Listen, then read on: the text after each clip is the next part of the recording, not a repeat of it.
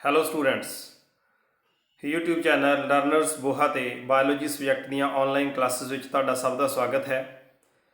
ਬੇਟਾ ਅਸੀਂ ਪਿਛਲੇ ਦਿਨਾਂ ਦੇ ਵਿੱਚ ਆਪਣਾ ਚੈਪਟਰ ਨੰਬਰ 5 ਕਰ ਰਹੇ ਸੀ। ਇਸ ਤੋਂ ਪਹਿਲਾਂ ਮੈਂ ਇਹ ਚੈਪਟਰ ਹਿਊਮਨ ਰਿਪਰੋਡਕਸ਼ਨ ਜਦੋਂ ਆਪਾਂ ਆਪਣਾ ਸਿਲੇਬਸ ਕੰਟੀਨਿਊਸ ਇੱਕ ਲਾਈਨ ਦੇ ਵਿੱਚ ਕਰ ਰਹੇ ਸੀ ਤਾਂ ਮੈਂ ਚੈਪਟਰ ਸਕਿਪ ਕੀਤਾ ਸੀ। ਬਟ ਬਹੁਤ ਸਾਰੇ ਸਟੂਡੈਂਟਸ ਦੀਆਂ ਕੁਐਰੀਜ਼ ਆਈਆਂ, WhatsApp ਦੇ ਉੱਤੇ ਬਹੁਤ ਸਾਰੇ ਮੈਸੇजेस ਆਏ ਕਿ ਸਰ ਇਹ ਸਾਡਾ ਚੈਪਟਰ ਜਿਹੜਾ ਹੈਗਾ ਰਹਿ ਗਿਆ, ਜਿਸ ਕਰਕੇ ਸਾਨੂੰ ਅੱਗੇ ਕੰਟੀਨਿਊਟੀ ਬਣਾਉਣ ਦੇ ਵਿੱਚ ਪ੍ਰੋਬਲਮ ਆ ਰਹੀ ਹੈ। ਬਟ ਮੈਂ ਤੁਹਾਡੇ ਸਾਰਿਆਂ ਦੇ ਡਾਊਟਸ ਵੈਸੇ ਕਲੀਅਰ ਕੀਤੇ ਸੀ ਕਿ ਆਪਾਂ ਨੂੰ ਇਸ ਤਰ੍ਹਾਂ ਦੀ ਕੋਈ ਪ੍ਰੋਬਲਮ ਨਹੀਂ ਸੀ ਆ ਰਹੀ, ਬਟ ਫਿਰ ਵੀ ਸਾਨੂੰ ਇਹ ਲੱਗ ਰਿਹਾ ਸੀ ਕਿ ਇੱਕ ਚੈਪਟਰ ਜਿਹੜਾ ਹੈਗਾ ਅਸੀਂ ਸਕਿਪ ਕਰ ਰਹੇ ਹਾਂ। ਉਸ ਟਾਈਮ ਦੇ ਉੱਤੇ ਮੇਰਾ ਰੀਜ਼ਨ ਇਸ ਚੈਪਟਰ ਨੂੰ ਲੈ ਕੇ ਇਹ ਸੀ ਕਿ ਇਸ ਦੇ ਵਿੱਚ ਕੁਝ ਡਾਇਗਰਾਮਸ ਹੈਗੀਆਂ ਨੇ, ਜਿਸ ਕਰਕੇ ਇਹ ਲੱਗ ਰਿਹਾ ਸੀ ਕਿ ਸ਼ਾਇਦ ਸਾਡਾ ਲਾਕਡਾਊਨ ਖੁੱਲ੍ਹ ਜਾਏਗਾ ਅਤੇ ਅਸੀਂ ਉਸ ਤੋਂ ਬਾਅਦ ਸਕੂਲ ਦੇ ਵਿੱਚ ਜਾ ਕੇ ਇਹ ਚੈਪਟਰ ਕਰਾਂਗੇ। ਬਟ ਇਹ ਸਕੂਲ ਖੁੱਲ੍ਹਣ ਦਾ ਜੋ ਸਿਲਸਿਲਾ ਥੋੜ੍ਹਾ ਸਾਡਾ ਲੰਬਾ ਹੋ ਗਿਆ, ਗੈਪ ਪੈ ਗਿਆ, ਜਿਸ ਕਰਕੇ ਬੇਟਾ ਹੁਣ ਅਸੀਂ ਇਹ ਚੈਪਟਰ ਸਟਾਰਟ ਕਰਾਂਗੇ।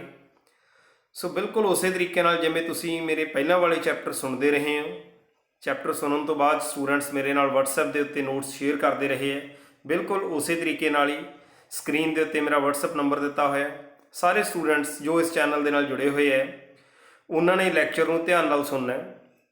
ਇਸ ਲੈਕਚਰ ਨੂੰ ਅਲੱਗ-ਅਲੱਗ ਪਾਰਟਸ ਦੇ ਵਿੱਚ ਮੈਂ ਤੁਹਾਡੇ ਕੋਲੇ ਲੈ ਕੇ ਆਊਂਗਾ ਅਤੇ ਹਰ ਇੱਕ ਪਾਰਟ ਨੂੰ ਸੁਣਨ ਤੋਂ ਬਾਅਦ ਦੇ ਵਿੱਚ ਉਸ ਦੇ ਆਪਣੇ ਨੋਟਸ ਬਣਾ ਕੇ ਮੈਨੂੰ ਉਹਨਾਂ ਨੋਟਸ ਦੀ ਉਹ ਫੋਟੋਗ੍ਰਾਫ ਹੈ ਤੁਸੀਂ WhatsApp ਦੇ ਉੱਤੇ ਸ਼ੇਅਰ ਕਰੋਗੇ, ਸੋ ਦੈਟ ਮੈਨੂੰ ਪਤਾ ਲੱਗ ਸਕੇ। ਅਤੇ ਜੇ ਕਿਸੇ ਸਟੂਡੈਂਟ ਦੀ ਕੋਈ ਕੁਐਰੀ ਹੈਗੀ ਹੈ, ਕੁਛ ਵੀ ਉਹ ਪੁੱਛਣਾ ਚਾਹੁੰਦਾ ਹੈ, ਸਮਝ ਨਹੀਂ ਲੱਗਦਾ, ਤਾਂ ਬੇਟਾ ਮੇਰੇ WhatsApp ਨੰਬਰ 'ਤੇ ਕਿਸੇ ਵੀ ਟਾਈਮ ਦੇ ਉੱਤੇ ਉਹ ਮੈਸੇਜ ਛੱਡ ਸਕਦਾ। ਤੁਹਾਡੀ ਹਰ ਇੱਕ ਕੁਐਰੀ ਜਿਵੇਂ ਤੁਹਾਨੂੰ ਪਤਾ ਹੈ ਉਹ ਸੁਣੀ ਜਾਂਦੀ ਹੈ ਅਤੇ ਹਰ ਇੱਕ ਸਟੂਡੈਂਟ ਦੇ ਜਿੰਨੇ ਵੀ ਡਾਊਟ ਹੈਗੇ ਨੇ ਉਹਨਾਂ ਡਾਊਟਸ ਨੂੰ ਪ੍ਰੋਪਰਲੀ ਅਸੀਂ ਇੱਥੇ ਜਵਾਬ ਦਿੰਦੇ ਹਾਂ। ਸੋ ਤੁਹਾਡੇ ਕੋਲ ਹਰ ਕੁਐਸਚਨ ਜੋ ਕਿ ਤੁਹਾਡੇ ਮਾਈਂਡ ਦੇ ਵਿੱਚ ਆ ਰਿਹਾ, ਤੁਹਾਡੀ ਸਟੱਡੀ ਨੂੰ ਲੈ ਕੇ, ਤੁਹਾਡੇ ਕਿਸੇ ਟੌਪਿਕ ਨੂੰ ਲੈ ਕੇ, ਉਹ ਹਰ ਇੱਕ ਕੁਐਸਚਨ ਦਾ ਤੁਹਾਨੂੰ ਆਨਸਰ ਇੱਥੇ ਦਿੱਤਾ ਜਾਊਗਾ। ਅਤੇ ਨਾਲ ਬੇਟਾ ਜਿਹੜੇ ਮਟੀਰੀਅਲ ਦੀ ਗੱਲ ਹੈ ਤਾਂ ਬੇਟਾ ਤੁਸੀਂ ਪੰਜਾਬ ਸਕੂਲ ਐਜੂਕੇਸ਼ਨ ਬੋਰਡ ਦੀ ਵੈਬਸਾਈਟ ਤੋਂ ਜਾ ਕੇ ਇਸ ਦੀ ਜੋ ਬੁੱਕ ਹੈਗੀ ਆ ਉਹ ਡਾਊਨਲੋਡ ਕਰੋ ਬਾਇਓਲੋਜੀ ਦੀ। ਜਿਹੜੇ ਸਟੂਡੈਂਟਸ ਨੂੰ ਪੰਜਾਬ ਸਕੂਲ ਐਜੂਕੇਸ਼ਨ ਬੋਰਡ ਦੀ ਵੈਬਸਾਈਟ ਤੋਂ ਪ੍ਰੋਬਲਮ ਆ ਰਹੀ ਹੈ, ਕਿਉਂਕਿ ਪਿਛਲੇ ਦਿਨਾਂ ਦੇ ਵਿੱਚ ਉੱਥੋਂ ਲਿੰਕ ਚੱਕ ਦਿੱਤਾ ਗਿਆ ਸੀ, ਤਾਂ ਉਹ ਬੇਟਾ NCERT ਦੀ ਵੈਬਸਾਈਟ ਤੋਂ ਜਾ ਕੇ ਇਸ ਚੈਪਟਰ ਦਾ ਜੋ PDF ਹੈਗਾ ਉਹ ਡਾਊਨਲੋਡ ਕਰ ਸਕਦੇ ਹੈ। ਸੋ ਹੁਣ ਅਸੀਂ ਬੇਟਾ ਸਟਾਰਟ ਕਰ ਰਹੇ ਹਾਂ ਆਪਣਾ ਅੱਜ ਦਾ chapter human reproduction.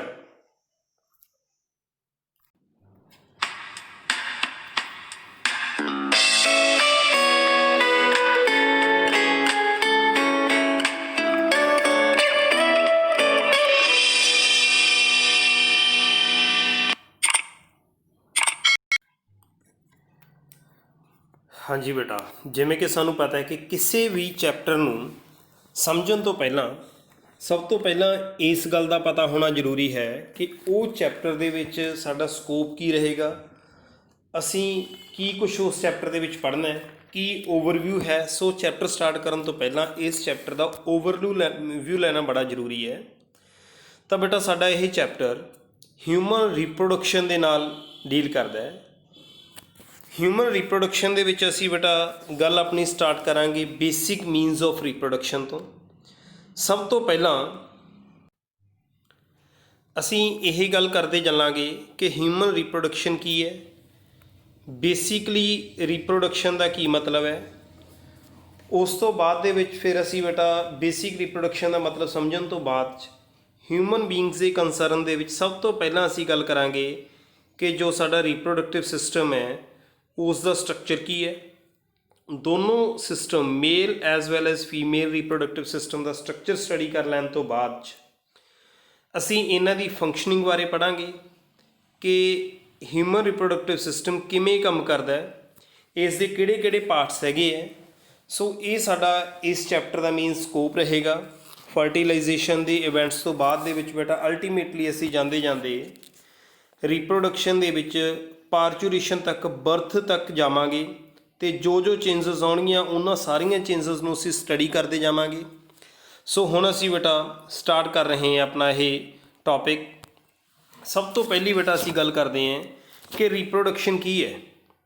As you know reproduction ਬਾਰੇ ਬੇਟਾ ਮੈਂ ਤੁਹਾਨੂੰ ਪਹਿਲਾਂ ਹੀ ਦੱਸ ਚੁੱਕੇ ਹਾਂ, ਆਪਣਾ ਜੋ ਬੇਸਿਕ ਚੈਪਟਰ ਸੀ, ਪਹਿਲਾ ਚੈਪਟਰ ਸੀ ਕਿ ਹਰ ਇੱਕ ਆਰਗੈਨਿਜ਼ਮ ਦੀ ਇੱਕ ਐਬਿਲਿਟੀ ਹੁੰਦੀ ਹੈ ਕਿ ਉਹ ਰੀਪਰੋਡਿਊਸ ਕਰਦਾ ਹੈ, ਆਪਣੇ ਵਰਗੇ ਹੋਰ ਇੰਡੀਵਿਜੂਅਲਸ ਯੰਗ ਵਨਸ ਪ੍ਰੋਡਿਊਸ ਕਰਦਾ ਹੈ।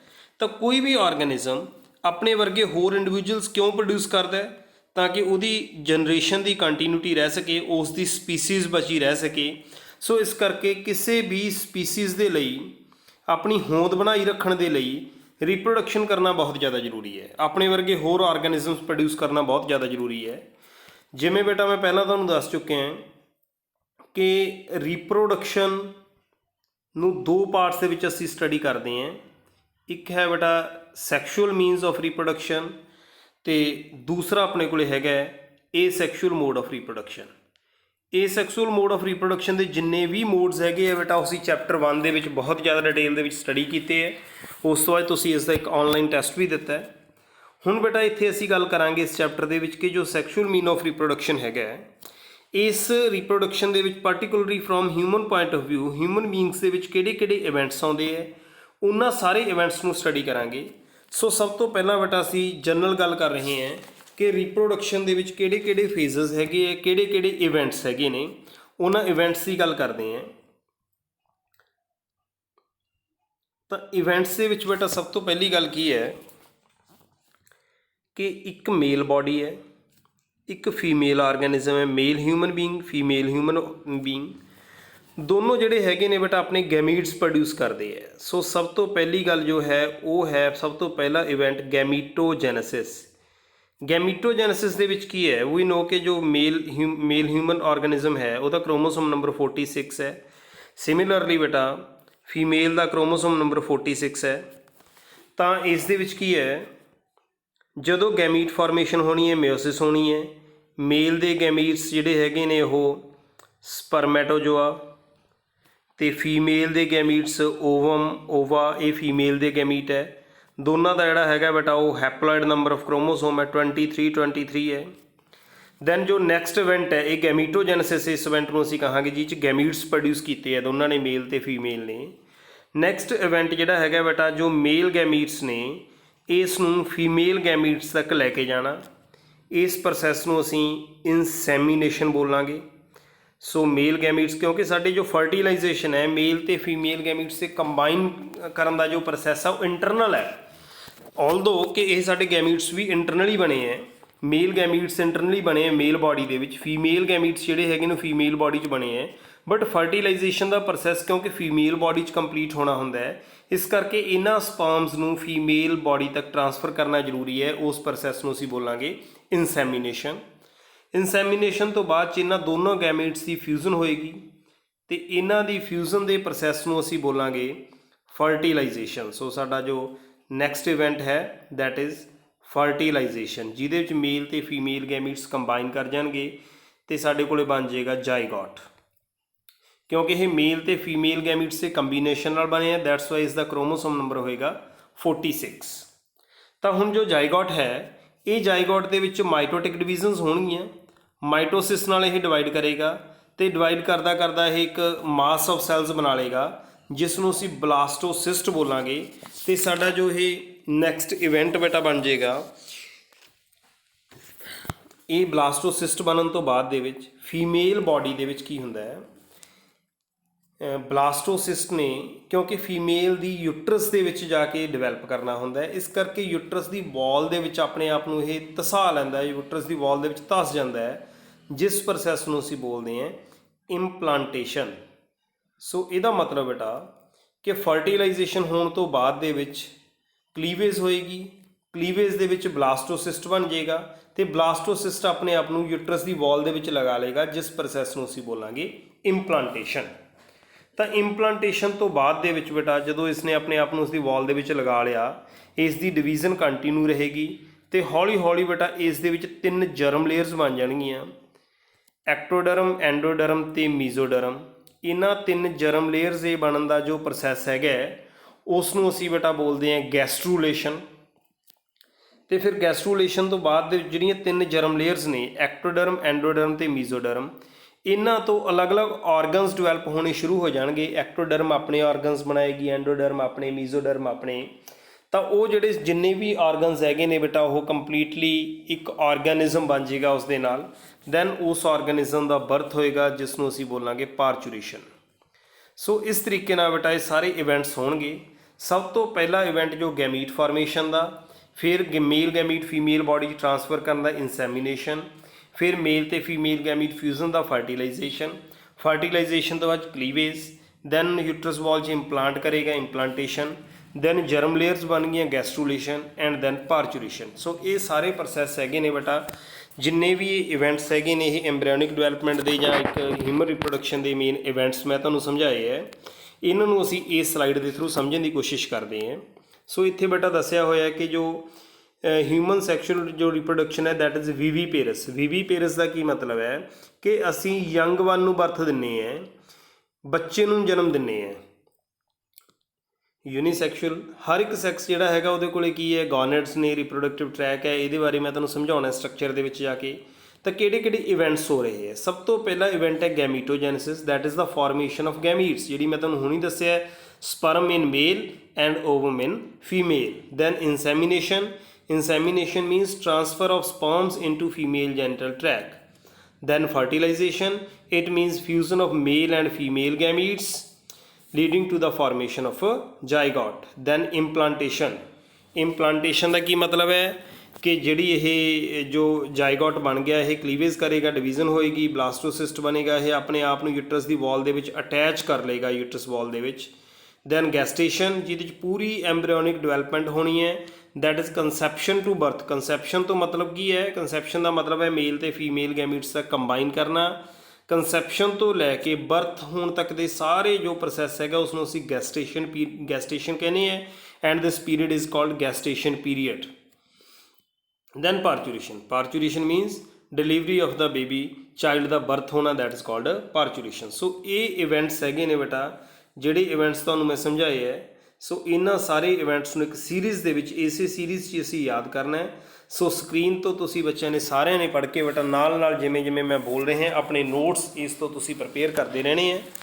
तो हुण बेटा असीं नैक्सट चलते हैं, मेल रिप्रोडक्टिव सिस्टम की असीं गल करते हैं। असीं दोनों रिप्रोडक्टिव सिस्टम ह्यूमन मेल तो ह्यूमन फीमेल रिप्रोडक्टिव सिस्टम पढ़ने हैं, but human male reproductive system पढ़न तो पहला असी कुछ जनरल गल्लां करते हैं कि कोई भी जो रिप्रोडक्टिव सिस्टम है उस रिप्रोडक्टिव सिस्टम के किहड़े पार्ट्स हो सकते हैं। तो रिप्रोडक्टिव सिस्टम नूं समझण लई बेटा असी इस दे 3 पार्ट मान सकते हैं। सब तो पहला असी गल करांगे प्राइमरी सैक्स ऑर्गनस, दैन हैगे है सैकेंडरी सैक्स ऑर्गनस, दैन बेटा एक्सटर्नल भी हो सकते हैं या असैसरी भी तुसी कह सकते हो, एक्सटर्नल सैक्स ऑर्गनस। किहड़े बेटा ये ऑर्गनस है ने मेल के कंसर्न दे विच भी ये सारियां चीज़ां होणगियां, फीमेल के कंसर्न च भी होणगियां। सब तो पहला मेल के कंसर्न च असीं गल करिए कि प्राइमरी सैक्स ऑर्गनस का की मतलब है, मेल है चाहे दी फीमेल है, दोनों के विच बेटा मेन रिप्रोडक्शन का काम कित्थों स्टार्ट होंदा है, गैमीट्स तो स्टार्ट होंदा है, क्योंकि रिप्रोडक्शन के लिए सानूं गैमीट्स चाहिए है, स्पर्म तो ओवम चाहिए है। इस करके जिथे गैमीट प्रोड्यूस होने हैं, जिहड़े रिप्रोडक्टिव पार्ट दे विच जिहड़े ऑर्गन दे विच गैमीट प्रोड्यूस होने हैं ओहो ही प्राइमरी सैक्स ऑर्गन है। In case of male this is testis and in female this is ovary. ये जिहड़े हैगे ने बेटा प्राइमरी सैक्स ऑर्गनस ने, इन्होंने असीं गॉनेड्स भी बोल दिंदे हैं। दैन इस तो बाद सैकेंडरी सैक्स ऑर्गनस किहड़े है, इस दे विचों सारा ट्रैक आ जाता है, वो सारा रस्ता आ जाता है, वो सारियां डक्ट्स आ जांदियां ने, ਜਿਹੜੀਆਂ ਡਕਟਸ ਦੇ ਥਰੂ ਇਸ ਦੇ ਜਿਹੜੇ ਟੈਸਟਿਸ ਦੇ ਵਿੱਚੋਂ ਬਣਨ ਵਾਲੇ ਗੈਮੀਟਸ ਜਾਂ ਓਵਰੀ ਚੋਂ ਬਣਨ ਵਾਲੇ ਗੈਮੀਟਸ ਮੀਨਸ ਕਿ ਸਪਰਮ ਤੇ ਓਵਮ ਫਲੋ ਕਰਨਗੇ, ਉਹਨਾਂ ਡਕਟਸ ਨੂੰ ਅਸੀਂ ਬੋਲਾਂਗੇ ਬੇਟਾ ਸੈਕੰਡਰੀ ਸੈਕਸ ਆਰਗਨਸ। ਕਿਉਂਕਿ ਸਾਨੂੰ ਇਸ ਗੱਲ ਦਾ ਪਤਾ ਹੈ ਕਿ ਟੈਸਟਿਸ ਦੇ ਵਿੱਚ ਇਹ ਦੀ ਗੈਮੀਟਸ ਬਣ ਗਏ, ਬਟ ਗੈਮੀਟਸ ਨੇ ਬਾਹਰ ਜਾਣਾ, ਟਰਾਂਸਫਰ ਹੋਣਾ, ਤਾਂ ਉਸ ਦੇ ਲਈ ਉਹਨੂੰ ਡਕਟਸ ਦੀ ਜ਼ਰੂਰਤ ਪਏਗੀ। ਸਿਮਿਲਰਲੀ ਓਵਰੀ ਦੇ ਵਿੱਚ ਚਾਹੇ ਦੀ ओवम बन गया, बट ओवम ने रिप्रोडक्टिव सिस्टम के यूट्रस वाले पार्ट के पहुँचना, इस करके डक्ट्स की जरूरत पैगी। वो सारिया डक्ट्स जिहड़ियां हैगियां ने सैकेंडरी सैक्स ऑर्गनस ने। दैन आ गए एक्सटर्नल या असैसरी सैक्स ऑर्गनस।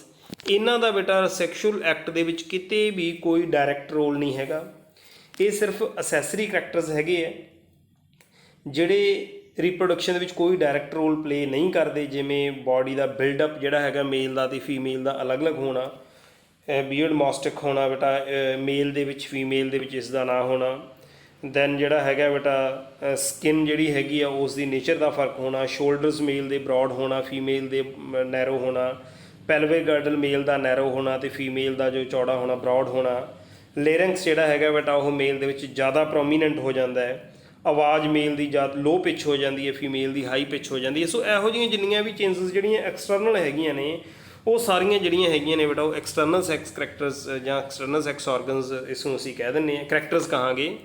ਸੋ ਇਹਨਾਂ ਨੂੰ ਅਸੀਂ ਐਕਸਟਰਨਲ ਸੈਕਸ ਕਰੈਕਟਰਸ ਬੋਲਦੇ ਨੇ, ਜਿਹੜੇ ਕਿ ਡਾਇਰੈਕਟ ਕਿਤੇ ਵੀ ਕੋਈ ਰੋਲ ਜਿਹੜਾ ਹੈਗਾ ਉਹ ਰਿਪਰੋਡਕਸ਼ਨ ਦੇ ਵਿੱਚ ਪਲੇ ਨਹੀਂ ਕਰ ਰਹੇ। ਸੋ ਹੁਣ ਬੇਟਾ ਅਸੀਂ ਇਹ ਇੱਕ ਜਨਰਲ ਪੜ੍ਹ ਲੈਣ ਤੋਂ ਬਾਅਦ ਹਿਊਮਨ ਰਿਪਰੋਡਕਟਿਵ ਸਿਸਟਮ ਵੱਲ ਵੱਧਦੇ ਹਾਂ। ਉਸੇ ਤਰੀਕੇ ਨਾਲ ਹੀ ਰਿਪਰੋਡਕਟਿਵ ਸਿਸਟਮ ਦੇ ਵਿੱਚ ਅਸੀਂ ਸਭ ਤੋਂ ਪਹਿਲਾਂ ਜਿਹੜੇ ਹੈਗੇ ਨੇ ਪ੍ਰਾਇਮਰੀ ਸੈਕਸ ਆਰਗਨਸ ਦੀ ਗੱਲ ਕਰਾਂਗੇ। So let's start human male reproductive system. Human male reproductive system ਦੀ ਲੋਕੇਸ਼ਨ ਕੀ ਹੈ? ਇਹ ਬੇਟਾ ਪੈਲਵਿਕ ਗਰਡਲ ਦੇ ਵਿੱਚ, ਪੈਲਵਿਸ ਦੇ ਵਿੱਚ ਲੋਕੇਟਡ ਹੈਗਾ ਅਤੇ ਇਸ ਦੇ ਕਿਹੜੇ ਕਿਹੜੇ ਪਾਰਟ ਹੈਗੇ ਆ ਬੇਟਾ ਉਹਨਾਂ ਨੂੰ ਅਸੀਂ ਸਮਝਣ ਦੀ ਕੋਸ਼ਿਸ਼ ਕਰਦੇ ਹਾਂ। ਸਭ ਤੋਂ ਪਹਿਲਾਂ there is a pair of testis, ਜਿਹੜਾ ਕਿ ਪ੍ਰਾਇਮਰੀ ਸੈਕਸ ਆਰਗਨਸ ਹੋ ਗਏ, ਜਿਵੇਂ ਮੈਂ ਹੁਣੇ ਗੱਲ ਕਰਕੇ ਹਟਿਆ ਕਿ ਇਹਨਾਂ ਦਾ ਕੰਮ ਕੀ ਹੈ। ਇਹਨਾਂ ਦਾ ਕੰਮ ਜਿਹੜਾ ਹੈਗਾ ਬੇਟਾ ਉਹ ਕੀ ਹੈ, ਗੈਮੀਟਸ ਪ੍ਰੋਡਿਊਸ ਕਰਨਾ। ਦੈਨ ਅਸੈਸਰੀ ਡਕਟਸ, ਜਿਹੜੀਆਂ ਡਕਟਸ ਇਹਨਾਂ ਗੈਮੀਟਸ ਨੂੰ, ਇਹਨਾਂ ਸਪਰਮਸ ਨੂੰ ਕੈਰੀ ਕਰਨਗੀਆਂ। Then accessory glands, accessory glands ਕੀ ਨੇ ਬੇਟਾ? ਜਦੋਂ ਇੱਥੋਂ ਤੁਸੀਂ ਡਾਇਗਰਾਮ ਤੋਂ ਸਮਝਣ ਦੀ ਕੋਸ਼ਿਸ਼ ਕਰੋ ਕਿ ਇਹ ਟੈਸਟਿਸ ਹੈ, ਇਹਨਾਂ ਟੈਸਟਿਸ ਤੋਂ ਸਪਰਮ ਨੇ ਪ੍ਰੋਡਿਊਸ ਹੋਣਾ ਹੈ ਅਤੇ ਉਹ ਉੱਪਰ ਵੱਲ ਨੂੰ ਮੂਵ ਕਰ ਰਹੇ ਆ। ਦੇਖੋ ਇਹ ਜਿਹੜੀ ਡਕਟ ਇਸ ਨੂੰ ਲੈ ਕੇ ਜਾ ਰਹੀ ਹੈ, ਇਹ ਅਸੈਸਰੀ ਡਕਟਸ ਆ ਜਾਣਗੀਆਂ। ਦੈਨ ਬੇਟਾ ਇੱਥੇ ਇਸ ਨੇ ਡਕਟ ਨੇ ਯੂਰੀਨਰੀ ਬਲੈਡਰ ਦੇ ਉੱਤੋਂ ਦੀ ਕ੍ਰਾਸ ਕਰਨਾ ਹੈ ਅਤੇ ਕ੍ਰਾਸ ਕਰਨ ਤੋਂ ਬਾਅਦ 'ਚ ਇਹਨੇ ਐਕਸਟਰਨਲੀ ਜਿਹੜਾ ਹੈਗਾ ਬੇਟਾ ਓਪਨ ਹੋਣਾ ਹੈ। ਬਟ ਜਦੋਂ ਇਹ ਨੀਚੇ ਤੋਂ ਆ ਰਹੀ ਹੈ ਤਾਂ ਇੱਥੋਂ ਸਿਰਫ ਸਪਰਮ ਲੈ ਕੇ ਆ ਰਹੀ ਹੈ। ਸਪਰਮ ਲੈ ਕੇ ਆ ਰਹੀ ਹੈ ਤਾਂ ਨਾਲ ਰਸਤੇ ਦੇ ਵਿੱਚ ਕੀ ਹੈ, ਇੱਥੇ ਬਹੁਤ ਸਾਰੇ ਗਲੈਂਡਸ ਹੈਗੇ ਨੇ। ਇਹਨਾਂ ਗਲੈਂਡਸ ਦੀ ਸਕਰੀਸ਼ਨ ਜਿਹੜੀ ਇਹਦੇ ਵਿੱਚ ਰਲ ਜਾਏਗੀ, ਜਿਵੇਂ ਪ੍ਰੋਸਟੇਟ ਗਲੈਂਡ ਹੋ ਗਿਆ, ਕਾਪਰਸ ਗਲੈਂਡ ਹੋ ਗਿਆ, ਇਹਨਾਂ ਗਲੈਂਡਸ ਦੀ ਸਕਰੀਸ਼ਨ ਇਹਦੇ ਵਿੱਚ ਜਦੋਂ ਰਲ ਜਾਏਗੀ, ਸਕਰੀਸ਼ਨ ਫਰੋਮ ਗਲੈਂਡਸ, ਤਾਂ ਅਸੀਂ ਇਸ ਨੂੰ ਬੋਲ ਦਾਂਗੇ ਸੀਮਨ। ਇਹਦਾ ਮਤਲਬ ਜੋ ਮੇਲ ਰਿਪਰੋਡਕਟਿਵ ਸਿਸਟਮ ਪ੍ਰੋਡਿਊਸ ਕਰ ਰਿਹਾ ਹੈ, ਐਕਸਟਰਨਲੀ ਇਜੈਕਟ ਕਰ ਰਿਹਾ, ਉਹ ਸੀਮਨ ਇਜੈਕਟ ਕਰ ਰਿਹਾ ਹੈ। ਬਟ ਟੈਸਟਿਸ ਦੇ ਵਿੱਚ ਪ੍ਰੋਡਿਊਸ ਕੀ ਹੋ ਰਹੇ ਸੀ? ਸਪਰਮ ਪ੍ਰੋਡਿਊਸ ਹੋ ਰਹੇ ਸੀ। ਸਪਰਮ ਤੋਂ ਸੀਮਨ ਬਣਨ ਤੱਕ ਦਾ ਜੋ ਪ੍ਰੋਸੈਸ ਹੈ ਉਹਦੇ ਵਿੱਚ ਕੀ ਹੋਈਆਂ, ਕੁਝ ਸਕ੍ਰੀਸ਼ਨਸ ਹੋਈਆਂ। ਕਿੰਨਾਂ ਦੀਆਂ ਹੋਈਆਂ? ਇਹਨਾਂ ਅਸੈਸਰੀ ਗਲੈਂਡਸ ਦੀਆਂ ਹੋਈਆਂ। ਵਨ ਬਾਈ ਵਨ ਆਪਾਂ ਇਹਨਾਂ ਗਲੈਂਡਸ ਬਾਰੇ ਵੀ ਪੜ੍ਹਾਂਗੇ। ਦੈਨ ਆ ਗਿਆ ਐਕਸਟਰਨਲ ਜੈਨੀਟੇਲੀਆ, ਜਿਸ ਦੇ ਥਰੂ ਜੋ ਗੈਮੀਟਸ ਟ੍ਰਾਂਸਫਰ ਕੀਤੇ ਜਾਣਗੇ। ਸੋ ਇਹ ਮੇਲ ਰਿਪਰੋਡਕਟਿਵ ਸਿਸਟਮ ਦੇ 4 ਪਾਰਟਸ ਨੇ। ਇਹਨਾਂ ਦੇ ਵਿੱਚੋਂ ਮੇਨਲੀ ਬੇਟਾ ਸਾਡਾ ਕੰਸਰਨ ਜਿਹੜਾ ਹੈਗਾ ਉਹ primary sex organ that is testis, ਇਹਦੇ ਵੱਲ ਹੈਗਾ। ਸੋ ਹੁਣ ਆਪਾਂ ਬੇਟਾ ਇਸ ਦੇ ਵਿੱਚ ਦੇਖੋ ਲਿਖਿਆ ਹੋਇਆ ਟੈਸਟਿਸ, ਅਸੈਸਰੀ ਡਕਟਸ, ਇਸ ਨੂੰ ਥੋੜ੍ਹੀ ਐਲੈਬੋਰੇਸ਼ਨ ਦਿੱਤੀ ਹੋਈ ਹੈ। ਇਸ ਡਾਇਗਰਾਮ ਦੇ ਵਿੱਚੋਂ ਤੁਹਾਨੂੰ ਹੋਰ ਬੈਟਰ ਵੇ ਦੇ ਵਿੱਚ ਪਤਾ ਲੱਗ ਜਾਏਗਾ ਬੇਟਾ। ਦੇਖੋ there is a pair of testis, ਤਾਂ ਇਹਦੇ ਵਿੱਚੋਂ ਬੇਟਾ ਦੋਨੋਂ ਸਾਈਡਸ ਤੋਂ, ਜਿਵੇਂ ਤੁਸੀਂ ਪਿੱਛੇ ਦੇਖਿਆ ਸੀ ਤੁਹਾਨੂੰ ਇੱਕ ਡਕਟ ਦਿਖਾਈ ਦੇ ਰਹੇ ਸੀ, ਤਾਂ ਇਹ ਇੱਕ ਡਕਟ ਦਿਖਾਈ ਦੇ ਰਹੀ ਹੈ। ਬਟ ਐਕਚੁਅਲੀ ਇਹ ਬੇਟਾ ਕਿਉਂਕਿ ਦੋ ਸਾਈਡ ਤਾਂ ਇੱਕ ਸੈਕਸ਼ਨਲ ਵਿਊ ਆ ਗਿਆ ਬੇਟਾ, ਸੈਕਸ਼ਨਲ ਵਿਊ ਹੋਣ ਕਰਕੇ ਇਸ ਦੇ ਵਿੱਚੋਂ ਕਲੀਅਰਲੀ ਤੁਹਾਨੂੰ ਨਹੀਂ ਪਤਾ ਲੱਗ ਰਿਹਾ। ਬਟ ਜੇ ਅਸੀਂ ਇਸ ਵਿਊ ਤੋਂ ਦੇਖਾਂਗੇ ਤਾਂ ਸਾਨੂੰ ਪਤਾ ਲੱਗ ਰਿਹਾ ਹੈ ਕਿ ਇਹਨਾਂ ਟੈਸਟਿਸ ਤੋਂ ਡਕਟਸ ਉੱਪਰ ਵੱਲ ਨੂੰ ਜਾ ਰਹੀਆਂ ਨੇ ਅਤੇ ਇਹ ਡਕਟਸ ਜਿਹੜੀਆਂ ਹੈਗੀਆਂ ਬੇਟਾ ਦੋਨੋਂ ਇੱਥੇ ਆ ਕੇ ਇਕੱਠੀਆਂ ਹੋ ਗਈਆਂ। ਜਿੱਥੇ ਡਕਟਸ ਇਕੱਠੀਆਂ ਹੋਈਆਂ ਨੇ ਤਾਂ ਉੱਥੇ ਦੇਖੋ ਬੇਟਾ ਆਪਣੇ ਕੋਲੇ ਗਲੈਂਡਸ ਇਸ ਦੇ ਵਿੱਚ ਓਪਨ ਹੋ ਰਹੇ ਆ। ਦੇਖੋ ਇੱਕ ਇਹ ਗਲੈਂਡ ਓਪਨ ਹੋ ਰਿਹਾ ਹੈ, ਫਿਰ ਜਿਹੜਾ ਹੈਗਾ ਨੀਚੇ ਫਿਰ ਇਹਦੇ ਵਿੱਚ ਇੱਕ ਗਲੈਂਡ ਓਪਨ ਹੋ ਰਿਹਾ ਹੈ। ਤਾਂ ਇਹਨਾਂ ਗਲੈਂਡਸ ਦੀ ਸਕਰੀਸ਼ਨ ਵੀ ਇਸ ਦੇ ਨਾਲ ਮਿਲ ਜੇਗੀ। ਗਲੈਂਡਸ ਦੀ ਸਕਰੀਸ਼ਨ ਮਿਲਣ ਤੋਂ ਬਾਅਦ 'ਚ ਇੱਕ ਏਜੈਕੂਲੇਟਰੀ ਡਕਟ ਬਣ ਜਾਏਗੀ ਵਿਚ ਵਿਲ ਓਪਨ ਆਊਟ। ਤਾਂ ਉਹੀ ਚੀਜ਼ ਇਸ ਦੇ ਵਿੱਚ ਹੈਗੀ ਹੈ ਬੇਟਾ ਕਿ ਕਿਹੜੀਆਂ ਕਿਹੜੀਆਂ ਅਸੈਸਰੀ ਡਕਟਸ ਨੇ। ਰੈਟੀਟੈਸਟਸ ਹੈ, ਵਾਸ ਐਫਰੈਂਸ਼ੀਆ, ਐਪੀਡਿਡਮਸ, ਵਾਸ ਡਿਫਰੈਂਸ, ਇਹ ਡਕਟਸ ਹੈਗੀਆਂ, ਕੱਲੀ ਕੱਲੀ ਆਪਾਂ ਪੜ੍ਹਾਂਗੇ। Then external genitalia that is penis. So ਇਹ ਬੇਟਾ ਆਪਣੇ ਕੋਲੇ ਹਿਊਮਨ ਰਿਪਰੋਡਕਟਿਵ ਸਿਸਟਮ ਦਾ ਇੱਕ ਓਵਰਵਿਊ ਹੋ ਗਿਆ ਕਿ ਅਸੀਂ ਇਸ ਰਿਪਰੋਡਕਟਿਵ ਸਿਸਟਮ ਦੇ ਕਿਹੜੇ ਕਿਹੜੇ ਪਾਰਟਸ ਬਾਰੇ ਪੜ੍ਹਨਾ ਹੈ। ਸੋ ਸਭ ਤੋਂ ਪਹਿਲਾਂ ਅਸੀਂ ਆਪਣੀ ਗੱਲ ਕਰਾਂਗੇ ਸਟਾਰਟਸ ਟੈਸਟਿਸ ਤੋਂ।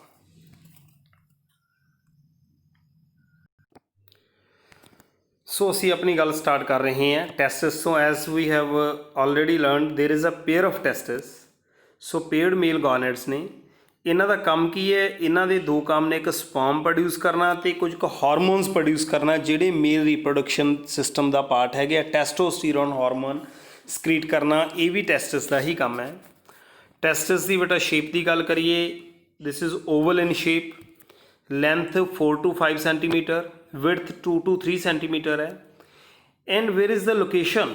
ਇੱਥੋਂ ਬੜਾ ਇੰਪੋਰਟੈਂਟ ਕੁਐਸਚਨ ਬਣ ਕੇ ਸਾਹਮਣੇ ਆਉਂਦਾ ਹੁੰਦਾ ਹੈ ਇਹ ਜਿਹੜਾ ਲੋਕੇਸ਼ਨ ਹੈਗੀ ਹੈ ਬੇਟਾ, ਇਹ ਐਬਡੋਮੀਨਲ ਕੈਵਿਟੀ ਤੋਂ ਬਾਹਰ ਇੱਕ ਪਾਊਚ ਦੇ ਵਿੱਚ ਪ੍ਰੈਜ਼ੈਂਟ ਹੈ। That pouch is called ਸਕ੍ਰੋਟਮ।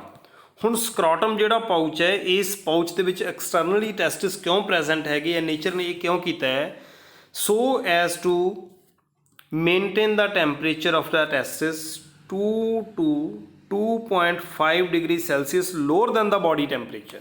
ਇਹ ਕਿਉਂ ਜ਼ਰੂਰੀ ਹੈ? ਕਿਉਂਕਿ ਟੈਸਟਿਸ ਨੇ ਬੇਟਾ ਪ੍ਰੋਡਿਊਸ ਕਰਨੇ ਆ ਸਪਰਮਸ। ਇਹਨਾਂ ਸਪਰਮਸ ਨੂੰ ਜੋ ਬੋਡੀ ਟੈਂਪਰੇਚਰ ਸਾਡਾ ਹੈਗਾ, ਨਾਰਮਲ ਬੋਡੀ ਟੈਂਪਰੇਚਰ ਹੈ, ਉਸ ਤੋਂ ਥੋੜ੍ਹੇ ਘੱਟ ਟੈਂਪਰੇਚਰ ਦੇ ਉੱਤੇ ਮੇਨਟੇਨ ਕਰਨਾ ਪੈਂਦਾ ਹੈ ਸੋ ਦੈਟ ਇਹ ਸਰਵਾਈਵ ਕਰ ਸਕਣ। ਅਤੇ ਉਹ ਟੈਂਪਰੇਚਰ ਬੋਡੀ ਦੇ ਵਿੱਚ ਬੇਟਾ ਜੇ ਐਬਡੋਮੀਨਲ ਕੈਵਿਟੀ ਦੇ ਵਿੱਚ ਹੀ ਇਹ ਪ੍ਰੈਜ਼ੈਂਟ ਹੋਣਗੇ ਤਾਂ ਐਬਡੋਮੀਨਲ ਕੈਵਿਟੀ ਦੇ ਵਿੱਚ ਟੈਂਪਰੇਚਰ ਜ਼ਿਆਦਾ ਹੋਏਗਾ, ਜਿਹਦੇ ਕਰਕੇ ਸਪਰਮਸ ਕਈ ਵਾਰੀ ਸਰਵਾਈਵ ਨਹੀਂ ਕਰਨਗੇ। ਇਸ ਕਰਕੇ ਸਕ੍ਰੋਟਮ ਦੇ ਵਿੱਚ ਪ੍ਰੈਜ਼ੈਂਟ ਨੇ। ਹੁਣ ਸਕ੍ਰੋਟਮ ਜੋ ਹੈ ਬੇਟਾ, ਉਹ ਟੈਂਪਰੇਚਰ ਨੂੰ ਮੇਨਟੇਨ ਕਿਵੇਂ ਕਰਦਾ ਹੈ? ਇਹ ਥਰਮੋ ਰੈਗੂਲੇਟਰ ਦਾ ਕੰਮ ਕਰਦਾ ਹੈ। ਥਰਮੋ ਰੈਗੂਲੇਟਰ ਦਾ ਕੰਮ ਕਰਦਾ ਹੈ।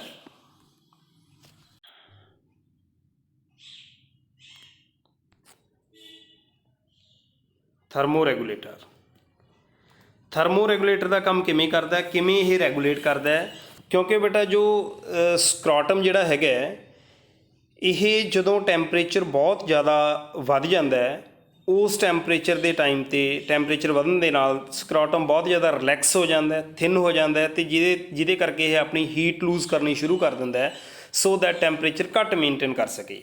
ਬਟ ਜਦੋਂ ਐਕਸਟਰਨਲ ਟੈਂਪਰੇਚਰ ਬਹੁਤ ਜ਼ਿਆਦਾ ਡਿੱਗ ਜਾਂਦਾ ਹੈ ਤਾਂ ਸਕ੍ਰੋਟਮ ਸ਼ਰਿੰਕ ਕਰ ਜਾਂਦਾ ਹੈ। ਸ਼ਰਿੰਕ ਕਰਕੇ ਇਹ ਟੈਸਟਿਸ ਨੂੰ ਬੋਡੀ ਕੈਵਿਟੀ ਦੇ ਨੇੜੇ, ਬੋਡੀ ਵਾਲ ਦੇ ਨੇੜੇ ਲੈ ਕੇ ਚਲਾਇਆ ਜਾਂਦਾ ਹੈ, ਜਿਹਦੇ ਨਾਲ ਕੀ ਹੈ ਬੋਡੀ ਦੀ ਵਾਰਮਥ ਇਸ ਨੂੰ ਮਿਲ ਸਕੇ।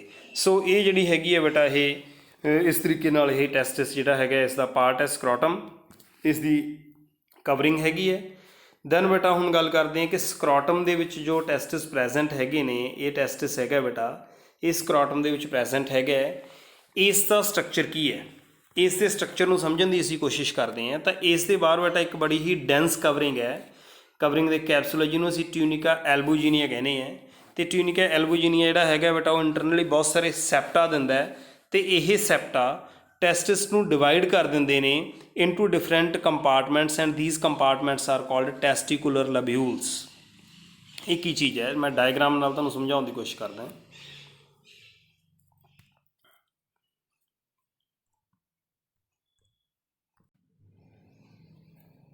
ਹਾਂਜੀ, ਸੋ ਇਸ ਦੀ ਐਕਸਟਰਨਲ ਲੇਅਰ, ਜਿਵੇਂ ਕਿ ਮੈਂ ਤੁਹਾਨੂੰ ਹੁਣੇ ਦੱਸਿਆ ਕਿ ਟਿਊਨਿਕਾ ਐਲਬੂਜੀਨੀਆ ਹੈ, ਤਾਂ ਇਸ ਤਰੀਕੇ ਨਾਲ ਇਸ ਨੂੰ ਸਮਝਣ ਦੀ ਕੋਸ਼ਿਸ਼ ਕਰੋ ਕਿ ਇਹਦੀ ਜੋ ਐਕਸਟਰਨਲ ਲੇਅਰ ਹੈ ਟਿਊਨਿਕਾ ਐਲਬੂਜੀਨੀਆ, ਇਹ ਇਨਵਰਸ ਫੋਲਡਡ ਹੈ।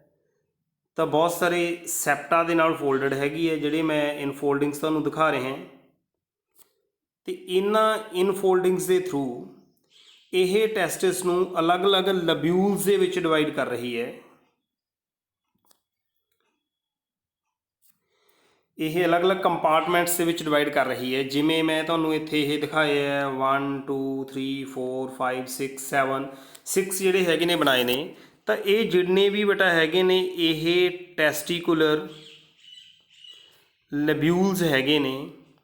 ਅਤੇ ਇਹਨਾਂ ਲਬਿਊਲਸ ਦਾ ਨੰਬਰ ਐਕਚੁਅਲ ਦੇ ਵਿੱਚ 200 ਤੋਂ 300 ਹੈਗਾ। ਇਸ ਡਾਇਗਰਾਮ ਦੇ ਵਿੱਚ ਜਿਹੜਾ ਹੈਗਾ ਤੁਹਾਨੂੰ ਮੈਂ ਦੱਸ ਰਿਹਾ, ਇਹ ਹੈਗਾ 200 to 300।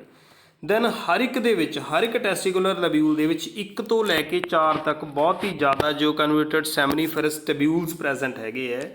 ਜਿਵੇਂ ਮੈਂ ਤੁਹਾਨੂੰ ਇਹਦੇ ਵਿੱਚ ਦਿਖਾਉਣਾ ਹੈ।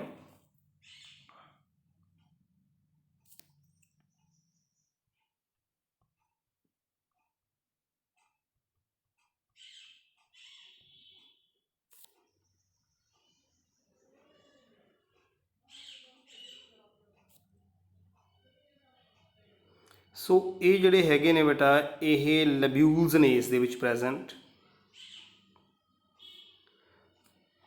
ਲਬਿਊਲਸ ਦੇ ਅੰਦਰ ਜਿਹੜੇ ਮੈਂ ਬਣਾ ਰਿਹਾ ਬੇਟਾ ਟੈਸਟੀਕੂਲਰ ਲਬਿਊਲ ਦੇ ਵਿੱਚ, ਇਹ ਹੈਗੇ ਨੇ ਬੇਟਾ ਸੈਮਨੀਫਰਸ ਟਿਬਿਊਲਸ। ਤਾਂ ਇਹ ਸਾਰੇ ਸੈਮਨੀਫਰਸ ਟਿਬਿਊਲਸ ਹੋ ਗਏ। ਇੱਕ ਦੇ ਵਿੱਚ ਜਿਵੇਂ ਮੈਂ ਇੱਥੇ ਇੱਕ ਦਿਖਾਈ ਹੈ, ਇੱਥੋਂ ਮੈਂ ਅਲੱਗ ਤੋਂ ਤੁਹਾਨੂੰ ਦਿਖਾਉਣਾ ਹੈ ਕਿ ਇਸ ਤਰੀਕੇ ਦੀ ਡਕਟ ਹੀ ਹੈ ਇਹ ਇੱਕ। ਇਹ 'ਚ ਮੈਂ ਤੁਹਾਨੂੰ ਇੱਕ ਦਿਖਾਤੀ ਇਹ ਕਿ ਐਂ ਕਰਕੇ ਬਣ ਗਈ ਜੀ, ਇਹ ਇੱਕ ਜਿਹੜਾ ਹੈਗਾ ਲਬਿਊਲ ਬਣ ਗਿਆ। ਬਟ ਐਕਚੁਅਲੀ ਹੈਗੇ ਕਿੰਨੇ ਨੇ ਇਹ? 1 ਤੋਂ ਲੈ ਕੇ 4 ਤੱਕ। ਤਾਂ ਟੋਟਲ 200 ਤੋਂ 300 ਇਹ ਨੇ। ਅਤੇ ਹਰ ਇੱਕ ਦੇ ਵਿੱਚ ਫਿਰ ਜਿਹੜੇ ਹੈਗੇ ਨੇ 1 ਤੋਂ ਲੈ ਕੇ 4 ਤੱਕ ਸੈਮਨੀਫਰਸ ਟਿਬਿਊਲਸ ਨੇ। ਸੋ ਮੈਂ ਰਫਲੀ ਕਹਿ ਸਕਦਾ ਕਿ ਇਹ ਜਿਹੜੇ ਹੈਗੇ ਨੇ ਲਗਭਗ 800 ਦੇ ਕਰੀਬ ਜਿਹੜੇ ਹੈਗੇ ਨੇ ਬੇਟਾ 800 ਤੋਂ 1000 ਤੱਕ ਜਿਹੜੇ ਆਪਣੇ ਕੋਲੇ ਸੈਮਨੀਫਰਸ ਟਬਿਊਲਸ ਕਿਸੇ ਵੀ ਟੈਸਟਿਸ ਦੇ ਵਿੱਚ ਪ੍ਰੈਜ਼ੈਂਟ ਹੈਗੇ ਹੈ। ਤਾਂ ਇਹਨਾਂ ਜਿਹੜੀ ਬੇਟਾ ਸੈਮਨੀਫਰਸ ਟਬਿਊਲ ਤੋਂ ਇੱਕ ਜਿਹੜੀ ਹੈਗੀ ਐਵੇਂ ਲਬਿਊਲ ਨਿਕਲਦੀ ਹੈ ਬਾਹਰ, ਇਹ ਜਿਹੜੀ ਡਕਟ ਆ ਰਹੀ ਹੈ, ਤਾਂ ਇਹ ਸਾਰਿਆਂ ਦੀ ਜਿਹੜੀ ਸਕਰੀਸ਼ਨ ਹੈਗੀ ਹੈ ਇੱਥੇ ਆ ਕੇ ਇਕੱਠੀ ਹੋ ਜਾਣੀ ਹੈ। ਇੱਥੇ ਬੇਟਾ ਇਹਨਾਂ ਸਾਰਿਆਂ ਦੀ ਸਕਰੀਸ਼ਨ ਜਿਹੜੀ ਹੈਗੀ ਇਕੱਠੀ ਹੋ ਗਈ ਇਸ ਪਾਰਟ ਦੇ ਵਿੱਚ। ਜਿਹੜੇ ਪਾਰਟ ਦੇ ਵਿੱਚ ਇਹ ਸਾਰੀ ਬੇਟਾ ਸਕਰੀਸ਼ਨ ਇਕੱਠੀ ਹੋ ਗਈ, ਇਸ ਪਾਰਟ ਨੂੰ ਬੇਟਾ ਜਿਹੜਾ ਹੈਗਾ ਮੈਂ ਕਹਿੰਦਾ ਕਿ ਰੈਟੀਟੈਸਟਸ ਹੈਗਾ ਇਹ। ਤਾਂ ਇੱਥੋਂ ਜਿਹੜੀ ਸਕਰੀਸ਼ਨ ਹੈਗੀ ਹੈ ਬੇਟਾ ਫਿਰ ਇੱਥੋਂ ਮੂਵ ਕਰ ਰਹੀ ਹੈ ਡਕਟਸ ਦੀ, ਕਿਉਂਕਿ ਮੈਂ ਨਾਲ ਨਾਲ ਗੱਲ ਕੀਤੀ ਸੀ ਕਿ ਬਹੁਤ ਸਾਰੀਆਂ ਡਕਟਸ ਸੀਗੀਆਂ। ਤਾਂ ਇਹ ਜਿਹੜੀਆਂ ਡਕਟਸ ਹੈਗੀਆਂ ਨੇ ਬੇਟਾ ਵਾਸਾ ਇਫਰੈਂਸ਼ੀਆ, ਇਹਨਾਂ ਵਾਸਾ ਇਫਰੈਂਸ਼ੀਆ, ਇਹ ਵਾਸਾ ਇਫਰੈਂਸ਼ੀਆ ਨੇ, ਇਹਨਾਂ ਦੇ ਥਰੂ ਸਕਰੀਸ਼ਨ ਜਿਹੜੀ ਹੈਗੀ ਹੈ ਬੇਟਾ ਉਹ ਅੱਗੇ ਜਾਏਗੀ ਅਤੇ ਅੱਗੇ ਜਾ ਕੇ ਸਕਰੀਸ਼ਨ ਜਿਹੜੀ ਹੈਗੀ ਇਹਦੇ ਵਿੱਚ ਅਸੀਂ ਇੱਕ ਪਾਰਟ ਦੇ ਵਿੱਚ ਇੱਥੇ ਇਕੱਠੀ ਕਰ ਲਾਂਗੇ। ਤਾਂ ਬੇਟਾ ਇੱਥੋਂ ਤੱਕ ਜਿਹੜਾ ਹੈਗਾ ਮੈਂ ਟੈਸਟਿਸ ਦੀ ਜੇ ਗੱਲ ਕਰਾਂ ਤਾਂ ਟੈਸਟਿਸ ਦੇ ਬਾਹਰ ਇੱਕ ਥਿਕ ਕਵਰਿੰਗ ਹੈ ਜਿਹਨੂੰ ਟਿਊਨਿਕਾ ਐਲਬੂਜੀਨੀਆ ਕਹਾਂਗੇ। ਉਸ ਦੀਆਂ ਇਨਫੋਲਡਿੰਗਸ ਨੇ ਸੈਪਟਾ। ਸੈਪਟਾ ਜਿਹੜਾ ਹੈਗਾ ਇਸ ਨੂੰ 200 ਤੋਂ 300 ਟੈਸਟੀਕੂਲਰ ਲਬਿਊਲਸ ਦੇ ਵਿੱਚ ਡਿਵਾਈਡ ਕਰ ਦਿੰਦੀਆਂ ਨੇ। ਹਰ ਇੱਕ ਲਬਿਊਲ ਦੇ ਵਿੱਚ 1 ਤੋਂ ਲੈ ਕੇ 4 ਤੱਕ ਸੈਮਨੀਫਰਸ ਟਬਿਊਲਸ ਪ੍ਰੈਜ਼ੈਂਟ ਨੇ ਅਤੇ ਇਹ ਟਬਿਊਲਸ ਆਪਣੀ ਸਕਰੀਸ਼ਨ ਇਕੱਠੀ ਕਰ ਦਿੰਦੇ ਨੇ ਇਹਨਾਂ ਡਕਟਸ ਦੇ ਥਰੂ ਲਿਆ ਕੇ ਰੈਟੀਟੈਸਟਿਸ ਤੱਕ। ਸੋ ਇੱਥੋਂ ਤੱਕ ਦਾ ਸਟਰਕਚਰ ਹੈ ਬੇਟਾ, ਇਸ ਨੂੰ ਤੁਸੀਂ ਹੁਣ ਇੱਥੋਂ ਲਿਖਿਆ ਹੋਇਆ ਉੱਥੋਂ ਸਮਝਣ ਦੀ ਕੋਸ਼ਿਸ਼ ਕਰੋ। Testis is covered by dense covering tunica ਐਲਬੂਜੀਨੀਆ।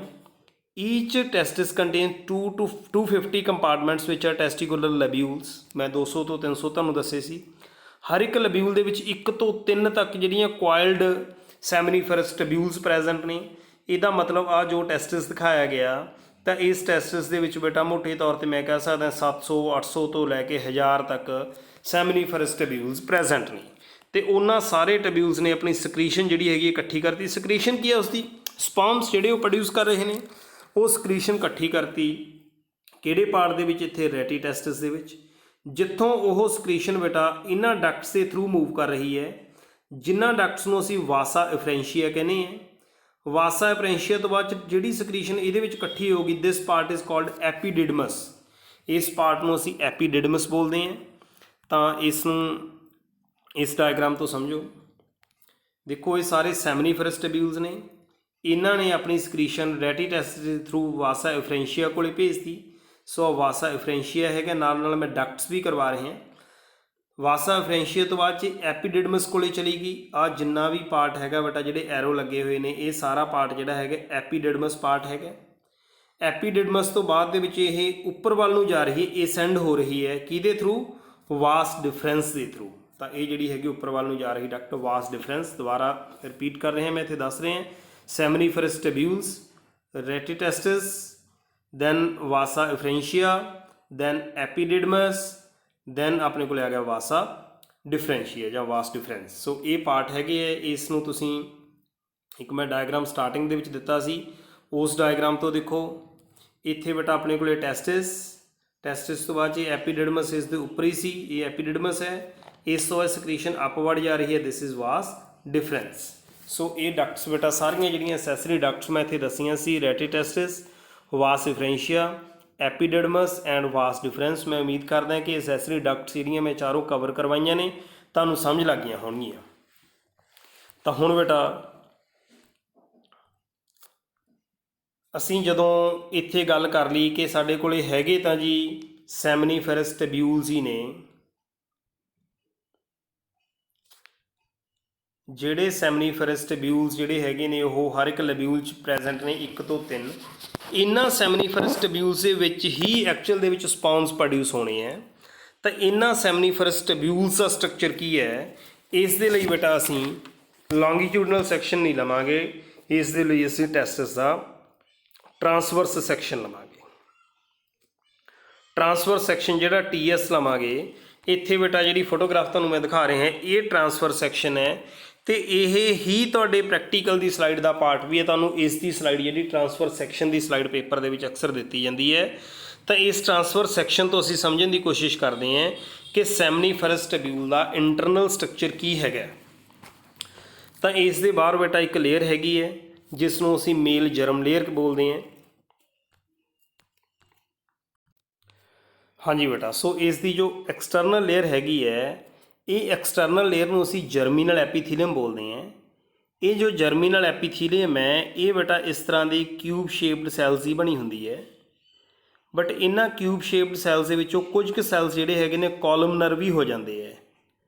ਤਾਂ ਇਹ ਦੋ ਤਰ੍ਹਾਂ ਦੇ ਸੈਲਸ ਬੇਟਾ ਇਸ ਦੇ ਵਿੱਚ ਪ੍ਰੈਜ਼ੈਂਟ ਹੋਣਗੇ। ਇਹ ਜਿਹੜੇ ਕਿਊਬ ਸ਼ੇਪਡ ਸੈਲਸ ਹੈਗੇ ਨੇ ਇਹਨਾਂ ਸੈਲਸ ਨੂੰ ਬੇਟਾ ਅਸੀਂ ਜਰਮੀਨਲ ਸੈਲਸ ਬੋਲਾਂਗੇ ਜਾਂ ਸਪਰਮੈਟੋਜੈਨਿਕ ਸੈਲਸ ਬੋਲਾਂਗੇ, ਅਤੇ ਜਿਹੜੇ ਦੂਸਰੇ ਪਿਰਾਮਿਡਲ ਸੈਲਸ ਨੇ ਉਹਨਾਂ ਨੂੰ ਅਸੀਂ ਸਰਟੋਲੀ ਸੈਲਸ ਬੋਲਾਂਗੇ। ਤਾਂ ਇਹ ਬੇਟਾ ਹੁਣ ਕਿਸ ਤਰੀਕੇ ਨਾਲ ਰਿਪਰੋਡਕਸ਼ਨ ਦੇ ਵਿੱਚ ਜਾਂ ਸਪਰਮ ਫਾਰਮੇਸ਼ਨ ਦੇ ਵਿੱਚ ਆਪਣਾ ਰੋਲ ਪਲੇ ਕਰਦੇ ਆ, ਇਸ ਨੂੰ ਸਮਝਣ ਦੀ ਕੋਸ਼ਿਸ਼ ਕਰਦੇ ਹਾਂ। ਤਾਂ ਟੈਸਟਿਸ ਦਾ ਜੋ ਪਹਿਲਾਂ ਮੈਂ ਦੱਸਦਾ ਕਿ TS ਜੇ ਅਸੀਂ ਇਸ ਤਰੀਕੇ ਨਾਲ ਲਵਾਂਗੇ ਤਾਂ ਸਾਨੂੰ ਬਹੁਤ ਸਾਰੇ ਸੈਮਨੀਫਰਸ ਟਿਬਿਊਲਸ ਦਿਖਾਈ ਦੇਣਗੇ। ਇਹ ਸਾਰੇ ਬੇਟਾ ਸੈਮਨੀਫਰਸ ਟਿਬਿਊਲਸ ਹੈਗੇ ਨੇ, 1 2 3 ਜਿਹੜੀਆਂ ਮੈਂ ਡਕਟਸ ਤੁਹਾਨੂੰ ਦੱਸੀਆਂ ਸੀ, ਤਾਂ ਉਸ ਦਾ ਟਰਾਂਸਫਰ ਸੈਕਸ਼ਨ ਹੈ। ਤਾਂ ਹੁਣ ਇਸ ਇੱਕ ਸੈਮਨੀਫਰਸ ਟਿਬਿਊਲ ਨੂੰ ਅੱਗੇ ਅਸੀਂ ਡਿਟੇਲ ਦੇ ਵਿੱਚ ਪੜ੍ਹਾਂਗੇ। ਤਾਂ ਸੈਮਨੀਫਰਸ ਟਿਬਿਊਲ ਦਾ ਕੀ ਸਟਰਕਚਰ ਹੋਣ ਵਾਲਾ ਹੈ?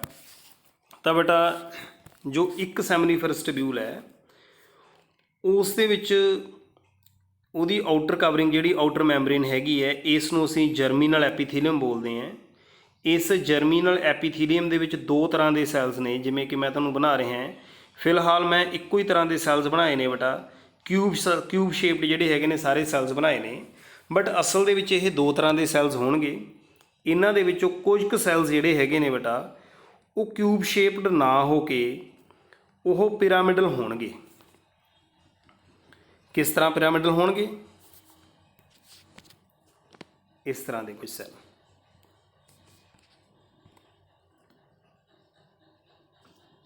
Pyramid shaped. ਤਾਂ ਜਿਹੜੇ ਇਹ ਪਿਰਾਮਿਡ ਸ਼ੇਪਡ ਸੈਲਸ ਹੈਗੇ ਨੇ ਇਹਨਾਂ ਸੈਲਸ ਨੂੰ ਅਸੀਂ ਬੋਲਾਂਗੇ ਸਰਟੋਲੀ ਸੈਲਸ। ਇਹ ਸਾਡੇ ਕੋਲ ਸਰਟੋਲੀ ਸੈਲਸ ਆ ਗਏ। ਅਤੇ ਜਿਹੜੇ ਆਹ ਦੂਸਰੇ ਵਾਲੇ ਸੈਲਸ ਹੈਗੇ ਨੇ ਜਿਹੜੇ ਮੇਨ ਸੈਲਸ ਹੈਗੇ ਨੇ ਇਹਨਾਂ ਨੂੰ ਅਸੀਂ ਸਪਰਮੈਟੋਜੈਨਿਕ ਸੈਲਸ ਬੋਲਾਂਗੇ। ਹੁਣ ਮੇਨ ਕੰਮ ਤਾਂ ਸਪਰਮੈਟੋਜੈਨਿਕ ਸੈਲਸ ਦਾ ਹੀ ਹੈ। ਇਹਨਾਂ ਸਪਰਮੈਟੋਜੈਨਿਕ ਸੈਲਸ ਨੇ ਹੀ ਡਿਵਾਈਡ ਕਰਨਾ ਹੈ ਅਤੇ ਇਹਨਾਂ ਨੇ ਡਿਵਾਈਡ ਕਰ ਕਰਕੇ ਮਾਈਟੋਟਿਕ ਡਿਵੀਜ਼ਨਸ ਦੇ ਨਾਲ ਸਪਰਮੈਟੋਗੋਨੀਆ ਪ੍ਰੋਡਿਊਸ ਕਰ ਦੇਣੇ ਹੈ ਇਸ ਤਰੀਕੇ ਨਾਲ। ਇਹਨਾਂ ਦੀ ਡਿਵੀਜ਼ਨ ਆ ਬਣੇ ਹੋਏ ਸੈਲਸ ਨੇ, ਇਹਨਾਂ ਨੂੰ ਅਸੀਂ ਸਪਰਮੈਟੋਗੋਨੀਆ ਬੋਲਾਂਗੇ। ਤੁਸੀਂ ਜਦੋਂ ਸਪਰਮੈਟੋਸਿਸ ਪੜ੍ਹੋਗੇ ਸਪਰਮੈਟੋਜੈਨਸਿਸ ਉੱਤੇ ਡਿਟੇਲ 'ਚ ਪਤਾ ਲੱਗ ਜੂਗਾ। ਦੈਨ ਇਹ ਜੋ ਸਪਰਮੈਟੋਗੋਨੀਆ ਹੈਗੇ ਨੇ ਇਹ ਡਿਵਾਈਡ ਕਰਨਗੇ, ਇਹਨਾਂ ਤੋਂ ਪ੍ਰਾਇਮਰੀ ਸਪਰਮੈਟੋਸਾਈਟ ਬਣ ਜਾਣਗੇ। ਪ੍ਰਾਇਮਰੀ ਸਪਰਮੈਟੋਸਾਈਟ ਡਿਵਾਈਡ ਕਰਨਗੇ, ਉਹਨਾਂ ਤੋਂ ਸੈਕੰਡਰੀ ਸਪਰਮੈਟੋਸਾਈਟ ਬਣ ਜਾਣਗੇ। ਇਸ ਤਰੀਕੇ ਨਾਲ ਸੈਂਟਰ ਵੱਲ ਜਾਂਦੇ ਜਾਂਦੇ ਬੇਟਾ ਆਪਣੇ ਕੋਲੇ ਇਹ ਸਾਰੇ ਸੈਕੰਡਰੀ ਸਪਰਮੈਟੋਸਾਈਟ ਜਿਹੜੇ ਹੈਗੇ ਨੇ ਉਹ ਪ੍ਰੈਜ਼ੈਂਟ ਨੇ। ਦੈਨ ਇਹਨਾਂ ਸੈਕੰਡਰੀ ਸਪਰਮੈਟੋਸਾਈਟਸ ਨੇ ਬੇਟਾ ਮੋਡੀਫਾਈ ਹੋ ਜਾਣਾ ਹੈ ਇਨਟੂ ਸਪਰਮੈਟਿਡ ਸਪਰਮੈਟੋਜੋਆ ਜਾਂ ਸਪਰਮੈਟਿਡ। ਇਸ ਦੇ ਵਿੱਚ ਮੈਟਾਮੋਰਫਾਈਜ਼ ਹੋ ਜਾਣਾ ਹੈ, ਮੈਟਾਮੋਰਫੋਸਿਸ ਹੋ ਜਾਣੀ ਹੈ। ਸੋ ਇਹਦੇ ਸੈਂਟਰ ਦੇ ਵਿੱਚ ਬੇਟਾ ਜਿੰਨੇ ਵੀ ਇਹ ਪ੍ਰੈਜ਼ੈਂਟ ਨੇ ਇਹ ਇਸ ਤਰੀਕੇ ਨਾਲ ਬੇਟਾ ਹੈੱਡ ਅਤੇ ਟੇਲ ਵਾਲੇ ਇਹ ਸਪਰਮੈਟੋਜੋਆ ਇਸ ਦੇ ਸੈਂਟਰ ਦੇ ਵਿੱਚ ਪ੍ਰੈਜ਼ੈਂਟ ਹੋਣਗੇ। ਇਹਦਾ ਮਤਲਬ ਕਿ ਇਹ ਜਿਹੜੇ ਜੋ ਅਸੀਂ ਕਹਿ ਰਹੇ ਹਾਂ ਬੇਟਾ ਕਿ ਸਾਡੇ ਕੋਲੇ ਸੈਮਨੀਫਰਸ ਟਿਬਿਊਲਸ ਨੇ, ਇਹਨਾਂ ਸੈਮਨੀਫਰਸ ਟਿਬਿਊਲਸ ਦਾ ਹੀ ਮੇਨ ਕੰਮ ਹੈਗਾ ਰਿਪਰੋਡਕਸ਼ਨ ਦੇ ਵਿੱਚ, ਕਿਉਂਕਿ ਇਹ ਹੀ ਉਹ ਪਾਰਟ ਹੈਗਾ ਜਿੱਥੇ ਸਪਰਮ ਐਕਚੁਅਲੀ ਪ੍ਰੋਡਿਊਸ ਹੋ ਰਹੇ ਹੈ। ਤਾਂ ਹੁਣ ਬੇਟਾ ਇਹਦੇ ਵਿੱਚ ਮੈਂ ਤੁਹਾਨੂੰ ਇਹ ਤਾਂ ਦੱਸਤਾ ਕਿ ਸਪਰਮੈਟੋਜੈਨਿਕ ਸੈਲਸ ਨੇ ਅਤੇ ਉਹਨਾਂ ਦਾ ਇਹ ਕੰਮ ਹੈ। ਬਟ ਸਰਟੋਲੀ ਸੈਲਸ ਫਿਰ ਕੀ ਕਰਦੇ ਨੇ, ਇਹਨਾਂ ਦਾ ਕੀ ਕੰਮ ਹੈ? ਇੱਥੋਂ ਬਹੁਤ ਇੰਪੋਰਟੈਂਟ ਕੁਐਸਚਨ ਤੁਹਾਡਾ ਜਿਹੜਾ ਹੈਗਾ 1 ਜਾਂ 2 ਨੰਬਰ ਦਾ ਹਰ ਸਾਲ ਵਾਂਗੂ ਨਿਕਲਦਾ ਹੈ ਕਿ ਇਹ ਜਿਹੜੇ ਸਰਟੋਲੀ ਸੈਲਸ ਹੈਗੇ ਨੇ ਇਹਨਾਂ ਦੇ ਦੋ ਕੰਮ ਹੈਗੇ ਆ ਸਾਡੇ ਕੋਲੇ। ਸਭ ਤੋਂ ਪਹਿਲੀ ਗੱਲ ਬੇਟਾ ਇਹ ਇੱਕ ਪ੍ਰੋਟੀਨ ਪ੍ਰੋਡਿਊਸ ਕਰਦੇ ਹੈ ਜਿਹਨੂੰ ਅਸੀਂ ਐਂਡਰੋਜਨ ਬਾਈਂਡਿੰਗ ਪ੍ਰੋਟੀਨ ਬੋਲਦੇ ਹਾਂ, ABP ਐਂਡਰੋਜਨ ਬਾਈਂਡਿੰਗ ਪ੍ਰੋਟੀਨ ਇਹ ਸਕ੍ਰੀਟ ਕਰਦੇ ਹੈ ਸੈਮਨੀਫਰਸ ਟਿਬਿਊਲਸ ਦੇ ਵਿੱਚ। ਅਤੇ ਇਹ ਐਂਡਰੋਜਨ ਬਾਈਂਡਿੰਗ ਪ੍ਰੋਟੀਨ ਸਪਰਮੈਟੋਜੈਨਸਿਸ ਮਤਲਬ ਕਿ ਸਪਰਮ ਫਾਰਮੇਸ਼ਨ ਦੇ ਵਿੱਚ ਬਹੁਤ ਇੰਪੋਰਟੈਂਟ ਰੋਲ ਪਲੇ ਕਰ ਰਹੇ ਹੈ। ਦੂਸਰਾ ਕੀ ਕਰਦੇ ਨੇ ਬੇਟਾ, ਇਹ ਇੱਕ ਹੋਰ ਪ੍ਰੋਟੀਨ ਇਨਹਿਬਿਨ ਪ੍ਰੋਡਿਊਸ ਕਰਦੇ ਹੈ। ਇੱਕ ਹੋਰ ਪ੍ਰੋਟੀਨ ਪ੍ਰੋਡਿਊਸ ਕਰਦੇ ਇਨਹਿਬਿਨ। ਇਨਹਿਬਿਨ ਜਿਹੜਾ ਹੈਗਾ ਬੇਟਾ ਇਸ ਦਾ ਕੀ ਇਫੈਕਟ ਹੈ? ਇਨਹਿਬਿਨ ਕੀ ਹੈ? ਇਨਹਿਬਿਟਰ ਹੈਗਾ। ਜਿਵੇਂ ਹੀ ਸਰਟੋਲੀ ਸੈਲਸ ਇਨਹਿਬਿਟਰ ਪ੍ਰੋਟੀਨ ਪ੍ਰੋਡਿਊਸ ਕਰਨਗੇ, ਇਹ ਜਾ ਕੇ ਸਾਡੀ ਬਾਡੀ ਦੇ ਵਿੱਚ ਫੋਲੀਕੂਲਰ ਸਟੀਮੂਲੇਟਿੰਗ ਹਾਰਮੋਨ ਜੋ ਕਿ ਰਿਲੀਜ਼ ਹੋ ਰਿਹਾ ਹੈ, ਫੋਲੀਕੂਲਰ ਸਟੀਮੂਲੇਟਿੰਗ ਹਾਰਮੋਨ ਪਿਚੂਟਰੀ ਤੋਂ ਰਿਲੀਜ਼ ਹੋ ਰਿਹਾ ਹੈ, ਉਸ ਦੀ ਫਾਰਮੇਸ਼ਨ ਨੂੰ ਰੋਕ ਦੇਣਗੇ। ਹੁਣ ਫੋਲੀਕੂਲਰ ਸਟੀਮੂਲੇਟਿੰਗ ਹਾਰਮੋਨ ਦੀ ਫਾਰਮੇਸ਼ਨ ਨੂੰ ਰੋਕਤਾ ਤਾਂ ਉਹਦੇ ਨਾਲ ਕੀ ਹੋ ਜੂ? ਐਕਚੁਅਲ ਦੇ ਵਿੱਚ ਫੋਲੀਕੂਲਰ ਸਟੀਮੂਲੇਟਿੰਗ ਹਾਰਮੋਨ ਹੀ ਉਹ ਹਾਰਮੋਨ ਹੈ ਜਿਹੜਾ ਸਾਡੀ ਬਾਡੀ ਦੇ ਵਿੱਚ ਆ ਕੇ ਇੱਥੇ ਸਪਰਮੈਟੋਜੈਨਸਿਸ ਨੂੰ ਕੰਟਰੋਲ ਕਰ ਰਿਹਾ ਹੈ, ਇਹਨੂੰ ਪ੍ਰਮੋਟ ਕਰ ਰਿਹਾ ਹੈ, ਇਸ ਦੇ ਹੋਣ ਦੇ ਵਿੱਚ ਹੈਲਪ ਕਰ ਰਿਹਾ ਹੈ। ਹੁਣ ਬੇਟਾ ਜਦੋਂ ਫੋਲੀਕੂਲਰ ਸਟਿਮੂਲੇਟਿੰਗ ਹਾਰਮੋਨ ਹੀ ਨਹੀਂ ਆਊਗਾ ਤਾਂ ਇੱਥੇ ਸਪਰਮ ਫਾਰਮੇਸ਼ਨ ਵੀ ਰੁਕ ਜੇਗੀ। ਇਹਦਾ ਮਤਲਬ ਇੱਕ ਤਰੀਕੇ ਨਾਲ ਇਹ ਕੰਟਰੋਲ ਇਸ ਦੇ ਉੱਤੇ ਹੈਗਾ। ਤਾਂ ਇਹ ਬੇਟਾ ਆਪਣੇ ਕੋਲੇ ਸੀਗਾ ਕੰਮ ਇਸ ਦਾ ਕਿ ਕੀ ਜਿਹੜਾ ਹੈਗਾ ਇਹ ਆਪਣੇ ਕੋਲੇ ਰੋਲ ਪਲੇ ਕਰਦੇ ਹੈ। ਇਸ ਤੋਂ ਬਾਅਦ ਦੇ ਵਿੱਚ ਬੇਟਾ ਹੁਣ ਆਪਾਂ ਨੈਕਸਟ ਜਿਹੜਾ ਹੈਗਾ ਮੈਂ ਉਸੇ ਡਾਇਗਰਾਮ ਦੇ ਉੱਤੇ ਦੁਬਾਰਾ ਜਾਣਾ ਹੈ। ਯੈਸ, ਤਾਂ ਇੱਥੇ ਮੇਰੇ ਕੋਲ ਇਹ ਡਾਇਗਰਾਮ ਹੈ। ਇਹਦੇ ਵਿੱਚ ਦੱਸਿਆ ਹੋਇਆ ਹੈ ਕਿ ਮੇਲ ਜਿਹੜੇ ਜਰਮ ਸੈਲਸ ਨੇ ਜਿਨ੍ਹਾਂ ਨੂੰ ਸਪਰਮੈਟੋਗੋਨੀਆ ਬੋਲਦੇ ਹੈ, ਉਹ ਮਿਓਟਿਕ ਡਿਵੀਜ਼ਨ ਆ ਸਪਰਮ ਫਾਰਮੇਸ਼ਨ ਕਰਦੇ ਹੈ। ਦੂਸਰੇ ਸਰਟੋਲੀ ਸੈਲਸ ਨੇ। ਸਰਟੋਲੀ ਸੈਲ ਦਾ ਬੇਟਾ ਮੈਂ ਤੁਹਾਨੂੰ ਹੁਣੇ ਕੰਮ ਦੱਸਿਆ, ਇੱਕ ਤਾਂ ਉਹਨਾਂ ਦਾ ਕੰਮ ਇਹ ਹੈ ਕਿ ਨਿਊਟ੍ਰੀਸ਼ਨ ਪ੍ਰੋਵਾਈਡ ਕਰਨਗੇ ਜਰਮ ਸੈਲਸ ਦੇ ਲਈ, ਜਿਹੜਾ ਮੈਂ ਦੱਸਿਆ ਸੀ ਕਿ ਉਹ ਪ੍ਰੋਟੀਨ ਐਂਡਰੋਜਨ ਬਾਈਂਡਿੰਗ ਪ੍ਰੋਟੀਨ ਵੀ ਪ੍ਰੋਡਿਊਸ ਕਰਦੇ ਆ ਉਹ, ਤੇ ਇੱਕ ਨਿਊਟ੍ਰੀਸ਼ਨ ਪ੍ਰੋਵਾਈਡ ਕਰਨਾ, ਅਤੇ ਤੀਸਰਾ ਜਿਹੜਾ ਹੈਗਾ ਬੇਟਾ ਕਿ ਉਹਨਾਂ ਨੇ ਇਨਹਿਬਿਨ ਪ੍ਰੋਟੀਨ ਪ੍ਰੋਡਿਊਸ ਕਰਨਾ। ਸੋ 3 ਕੰਮ ਇੱਥੇ ਹੈਗੇ ਨੇ। ਸਭ ਤੋਂ ਪਹਿਲਾਂ ਨਿਊਟ੍ਰੀਸ਼ਨ, ਦੂਸਰਾ ਜਿਹੜਾ ਹੈਗਾ ਬੇਟਾ ਆਪਣੇ ਕੋਲੇ ਇਨਹਿਬਿਨ, ਇੱਥੇ ਨਹੀਂ ਲਿਖਿਆ ਹੋਇਆ, ਤਾਂ ਤੀਸਰਾ ਜਿਹੜਾ ਹੈਗਾ ਐਂਡਰੋਜਨ ਬਾਈਂਡਿੰਗ ਪ੍ਰੋਟੀਨ। ਇਹ 3 ਕੰਮ ਸਰਟੋਲੀ ਸੈਲਸ ਦੇ ਹੈਗੇ ਨੇ। ਫਿਰ ਬੇਟਾ ਕੀ ਹੈ ਅੱਗੇ ਜਿਹੜਾ ਹੈਗਾ ਆਪਣੇ ਕੋਲੇ ਮੈਂ ਤੁਹਾਨੂੰ ਦੱਸਿਆ ਸੀ ਕਿ ਇਸ ਤਰੀਕੇ ਨਾਲ ਮੰਨ ਲਓ ਸੈਮਨੀਫਰਸ ਟਿਬਿਊਲਸ, ਕਈ ਸੈਮਨੀਫਰਸ ਟਿਬਿਊਲਸ ਪ੍ਰੈਜ਼ੈਂਟ ਨੇ, ਤਾਂ ਇਹਨਾਂ ਸੈਮਨੀਫਰਸ ਟਿਬਿਊਲਸ ਦੇ ਵਿਚਕਾਰ ਜਿਹੜੀ ਇਹ ਜਗ੍ਹਾ ਹੈਗੀ ਹੈ, ਇੱਥੇ ਕੁਝ ਕੁ ਸੈਲਸ ਪ੍ਰੈਜ਼ੈਂਟ ਨੇ ਇੰਟਰਸਟੀਸ਼ੀਅਲ ਸਪੇਸ ਦੇ ਵਿੱਚ, ਜਿਨ੍ਹਾਂ ਨੂੰ ਇੰਟਰਸਟੀਸ਼ੀਅਲ ਸੈਲਸ ਬੋਲਦੇ ਹੈ ਜਾਂ ਲੇਡਿਕ ਸੈੱਲ ਬੋਲ ਦਿੰਦੇ ਹੈ। ਤਾਂ ਲੇਡਿਕ ਸੈੱਲ ਦੇ ਇੱਥੇ ਦੱਸੇ ਹੋਏ ਹੈ। ਇਸ ਦਾ ਵੀ ਬੜਾ ਇੰਪੋਰਟੈਂਟ ਕੁਐਸਚਨ ਬਣਦਾ ਹੁੰਦਾ ਹੈ ਕਿ ਲੇਡਿਕ ਸੈੱਲ ਦਾ ਕੰਮ ਕੀ ਹੈਗਾ, ਇਹ ਕੀ ਰੋਲ ਪਲੇ ਕਰਦੇ ਨੇ। ਤਾਂ ਬੇਟਾ ਕੀ ਹੈ, ਇਹ ਮੇਲ ਹਾਰਮੋਨ ਐਂਡਰੋਜਨ ਜਾਂ ਟੈਸਟੋਸਟੀਰੋਨ ਪ੍ਰੋਡਿਊਸ ਕਰਦੇ ਹੈ। ਅਤੇ ਇਹ ਜਿਵੇਂ ਮੈਂ ਤੁਹਾਨੂੰ ਪਹਿਲਾਂ ਹੀ ਦੱਸਿਆ ਸੀ ਕਿ ਰੀਪਰੋਡਕਟਿਵ ਸਿਸਟਮ ਦੇ ਵਿੱਚ 2 ਕੰਮ ਸਾਡੇ ਕੋਲ ਹੈਗੇ ਨੇ, ਇਸ ਦੇ ਗੈਮੀਟਸ ਪ੍ਰੋਡਿਊਸ ਕਰਨਾ, ਸਪਰਮ ਪ੍ਰੋਡਿਊਸ ਕਰਨਾ ਅਤੇ ਹਾਰਮੋਨਸ ਪ੍ਰੋਡਿਊਸ ਕਰਨਾ। ਤਾਂ ਸਾਨੂੰ ਇਹ ਗੱਲ ਬੜੀ ਕਲੀਅਰ ਹੋ ਗਈ ਕਿ ਅਸੀਂ ਜਿਹੜੇ ਸੈਮਨੀਫਰਸ ਟਿਬਿਊਲਸ ਬਣਾਉਣੇ ਹੈ, ਉਹਨਾਂ ਸੈਮਨੀਫਰਸ ਟਿਬਿਊਲਸ ਦੇ ਵਿੱਚ ਬੇਟਾ ਜਿਹੜੀ ਸਪੇਸ ਹੈਗੀ ਹੈ, ਉਸ ਸਪੇਸ ਦੇ ਵਿੱਚ ਪ੍ਰੈਜ਼ੈਂਟ ਇੰਟਰਸਟੀਸ਼ੀਅਲ ਸੈਲ ਲੇਡਿਕ ਸੈਲਸ ਹੈਗੇ ਨੇ, ਉਹ ਮੇਲ ਹਾਰਮੋਨਸ ਪ੍ਰੋਡਿਊਸ ਕਰਦੇ ਨੇ, ਟੈਸਟੋਸਟੀਰੋਨ ਪ੍ਰੋਡਿਊਸ ਕਰਦੇ ਨੇ, ਅਤੇ ਜਿਹੜੇ ਆਪਣੇ ਕੋਲੇ ਸੈਮਨੀਫਰਸ ਟਿਬਿਊਲਸ ਨੇ ਉਹ ਗੈਮੀਟਸ ਪ੍ਰੋਡਿਊਸ ਕਰ ਰਹੇ ਨੇ। ਸੋ ਇਹ ਸੀਗਾ ਬੇਟਾ ਸਟਰਕਚਰ ਆਫ ਟੈਸਟਸ। ਦੈਨ ਇਸ ਦੀਆਂ ਜਿੰਨੀਆਂ ਵੀ ਐਸੈਸਰੀ ਡਕਟਸ ਨੇ ਇਹ ਮੈਂ ਆਲਰੇਡੀ ਤੁਹਾਨੂੰ ਐਕਸਪਲੇਨ ਕਰ ਚੁੱਕਿਆ। ਇਸ ਤੋਂ ਬਾਅਦ ਦੇ ਵਿੱਚ ਬੇਟਾ ਅੱਗੇ ਹੋਰ ਇਸ ਦੀ ਕਿਹੜੀਆਂ ਡਕਟਸ ਹੈਗੀਆਂ ਨੇ, ਉਹਨਾਂ ਡਕਟਸ ਦੇ ਵਿੱਚ ਉਹੀ ਗੱਲ ਐਕਸਪਲੇਨ ਕੀਤੀ ਹੋਈ ਹੈ। ਡਾਇਗਰਾਮ ਜਿਹੜਾ ਇੱਕ ਹੋਰ ਲਿਆ ਹੈ ਕਿ ਵਾਸ ਡਿਫਰੈਂਸ ਹੈਗੀ ਹੈ, ਜਿਹੜੀ ਕਿ ਸੈਮੀਨਲ ਵੈਸੀਕਲਸ ਜਿੱਥੋਂ ਇੱਕ ਸਕਰੀਸ਼ਨ ਵਾਸ ਡਿਫਰੈਂਸ਼ ਇੱਥੋਂ ਤਾਂ ਜਾ ਰਹੀ ਹੈ, ਉੱਪਰ ਜਾ ਰਹੀ ਹੈ ਬੇਟਾ। ਉੱਪਰ ਜਾਂਦੀ ਜਿਹੜੀ ਹੈਗੀ ਹੈ ਬੇਟਾ ਇਹ ਰਸਤੇ ਦੇ ਵਿੱਚ ਇੱਥੇ ਆ ਕੇ ਸੈਮੀਨਲ ਵੈਸੀਕਲਸ ਜਿਹੜੇ ਐਸੈਸਰੀ ਗਲੈਂਡਸ ਨੇ ਉਹਨਾਂ ਤੋਂ ਸਕਰੀਸ਼ਨ ਰਿਸੀਵ ਕਰਦੀ ਹੈ। ਜਦੋਂ ਇਹਨਾਂ ਤੋਂ ਸਕਰੀਸ਼ਨ ਬੇਟਾ ਇਹ ਲੈ ਕੇ ਅੱਗੇ ਆਉਂਦੀ ਹੈ ਤਾਂ ਇੱਧਰੋਂ ਯੂਰਿਨਰੀ ਬਲੈਡਰ ਦੇ ਵਿੱਚੋਂ, ਦੇਖੋ ਯੂਰਿਨਰੀ ਬਲੈਡਰ ਹੈ, ਯੂਰਿਨਰੀ ਬਲੈਡਰ ਦੇ ਵਿੱਚੋਂ ਵੀ ਇੱਕ ਡਕਟ ਆ ਰਹੀ ਹੈ, ਤਾਂ ਉਸ ਦੇ ਨਾਲ ਕੰਬਾਈਨ ਕਰ ਜਾਂਦੀ ਹੈ ਅਤੇ ਇਸ ਦੀ ਇੱਕ ਇਜੈਕੂਲੇਟਰੀ ਡਕਟ ਬਣ ਜਾਂਦੀ ਹੈ। ਤਾਂ ਇਹ ਇਜੈਕੂਲੇਟਰੀ ਡਕਟ ਜਿਹੜੀ ਹੈਗੀ ਹੈ ਬੇਟਾ ਇਸ ਦਾ ਕੰਮ ਕੀ ਹੈ, ਇਹਦੇ ਵਿੱਚ ਸਪਰਮਸ ਵੀ ਆ ਗਏ ਅਤੇ ਯੂਰਿਨ ਜਿਹੜਾ ਹੈਗਾ ਬੇਟਾ ਉਹ ਵੀ ਆ ਗਿਆ। Stores and transports the sperms from testis to urethra. Then urethra ਬੇਟਾ ਜਿਹੜੀ ਹੈਗੀ ਹੈ ਇੱਥੇ ਅੱਗੇ ਆ ਗਈ, ਇਹ ਵਾਲੀ ਜਿਹੜੀ ਕਿ ਯੂਰਿਨਰੀ ਬਲੈਡਰ ਤੋਂ ਓਰੀਜੀਨੇਟ ਕਰਦੀ ਹੈ, ਅਤੇ ਐਕਸਟਰਨਲ ਜਿਹੜੀ ਹੈਗੀ ਹੈ ਬੇਟਾ ਇਸ ਦੀ ਓਪਨਿੰਗ ਹੈਗੀ ਹੈ। ਸੋ ਇਹ ਜਿਹੜਾ ਹੈਗਾ ਆਪਣੇ ਕੋਲ ਬੇਟਾ ਇਹਨਾਂ ਡਕਟਸ ਦੇ ਬਾਰੇ ਆ ਗਿਆ। ਤਾਂ ਡਕਟਸ ਨੂੰ ਪੜ੍ਹ ਲੈਣ ਤੋਂ ਬਾਅਦ ਇੱਥੋਂ ਇਹ ਗੱਲ ਸਾਨੂੰ ਬੜੀ ਕਲੀਅਰ ਹੋ ਗਈ ਕਿ ਇੱਥੋਂ ਤੱਕ ਇਹ ਸਪਰਮ ਕੈਰੀ ਕਰ ਰਹੀਆਂ ਸੀ, ਬਟ ਇੱਥੇ ਆ ਕੇ ਇਸਨੇ ਯੂਰਿਨ ਵੀ ਕੈਰੀ ਕੀਤਾ ਅਤੇ ਸੈਮੀਨਲ ਵੈਸੀਕਲ ਦੀ ਜੋ ਸਕਰੀਸ਼ਨ ਹੈਗੀ ਉਹ ਸਕਰੀਸ਼ਨ ਵੀ ਇਹਨਾਂ ਨੇ ਰਿਸੀਵ ਕੀਤੀ। Then external genitalia. External genitalia ਜਿਹੜਾ ਹੈਗਾ ਬੇਟਾ ਇਹ ਸਪੈਸ਼ਲ ਟਿਸ਼ੂ ਜਿਹੜਾ ਕਿ ਇੱਕ ਐਰੈਕਟਾਈਲ ਟਿਸ਼ੂ ਹੁੰਦਾ ਹੈ, ਇਨਸੈਮੀਨੇਸ਼ਨ ਨੂੰ ਪ੍ਰਮੋਟ ਕਰਨ ਦੇ ਲਈ ਉਸ ਐਰੈਕਟਾਈਲ ਟਿਸ਼ੂ ਦਾ ਬਣਿਆ ਹੁੰਦਾ ਹੈ। ਇਸ ਦਾ ਜਿਹੜਾ ਡਿਸਟਲ ਐਂਡ ਹੈ ਬੇਟਾ ਉਹ ਇਨਲਾਰਜਡ ਹੈ, ਦੈਟ ਇਜ਼ ਕਾਲਡ ਗਲੈਂਸ ਪੀਨਸ, ਅਤੇ ਉਹਦੇ ਉੱਤੇ ਇੱਕ ਲੂਜ਼ ਸਕਿਨ ਹੈ, ਦੈਟ ਇਜ਼ ਫੋਰ ਸਕਿਨ।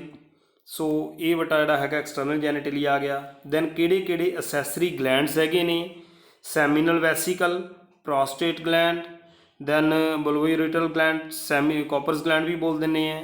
ਸੋ ਇਹ ਬੇਟਾ ਜਿਹੜੇ ਗਲੈਂਡਸ ਹੈਗੇ ਨੇ, ਜਿਹੜੇ ਐਸੈਸਰੀ ਗਲੈਂਡਸ ਮੇਲ ਰਿਪਰੋਡਕਟਿਵ ਸਿਸਟਮ ਦੇ ਵਿੱਚ ਹੈਗੇ ਨੇ, ਤੁਸੀਂ ਇਹਨਾਂ ਸਾਰਿਆਂ ਦੇ ਨਾਮ ਯਾਦ ਕਰ ਲੈਣੇ ਹੈ।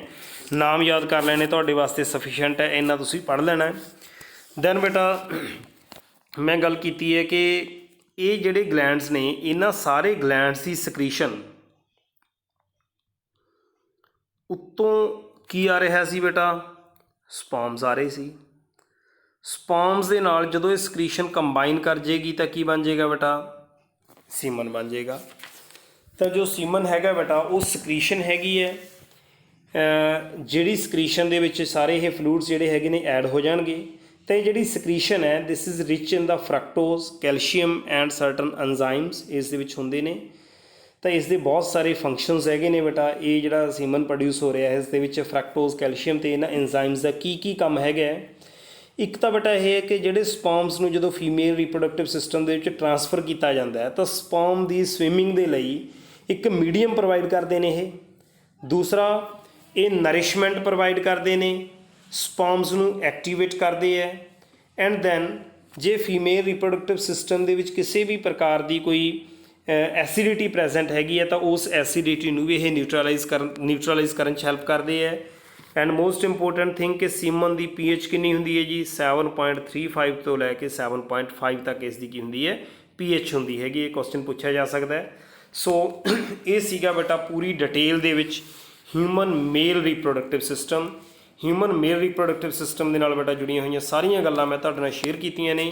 ਮੈਂ ਉਮੀਦ ਕਰਦਾ ਹਾਂ ਕਿ ਤੁਹਾਨੂੰ ਸਾਰੀਆਂ ਗੱਲਾਂ ਇਹ ਸਮਝ ਲੱਗੀਆਂ ਹੋਣਗੀਆਂ। ਹੁਣ ਨੈਕਸਟ ਜਿਹੜਾ ਲੈਕਚਰ ਦੇ ਵਿੱਚ ਅਸੀਂ ਫੀਮੇਲ ਰੀਪਰੋਡਕਟਿਵ ਸਿਸਟਮ ਪੜ੍ਹਾਂਗੇ।